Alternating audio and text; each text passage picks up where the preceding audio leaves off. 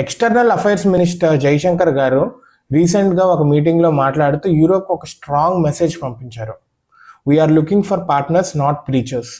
మేము భాగస్వాముల కోసం చూస్తున్నామే కానీ నీతులు ఉపదేశాలు చెప్పేవాళ్ళ గురించి కాదు.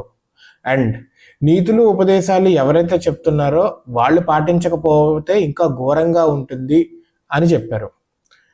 యూరోప్ అనేది ఒక రియాలిటీ చెక్, అది దానంతటా అది ఇది నిజం అని పెట్టుకొని దాంట్లోనే ఉండిపోయింది. వరల్డ్ ఆర్డర్ మారుతుంది, దాని తగినట్టు అలవాటు పడాలి అని చెప్పారు.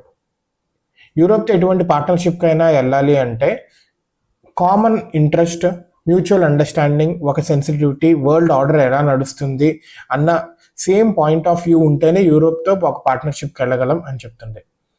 ఇది ఒక మంచి పరిణామం. ఇదివరకు రోజుల్లో వరల్డ్ స్టేజెస్ నుంచి భారత్ గురించి మాట్లాడేవాళ్ళు వరల్డ్ స్టేజెస్లో.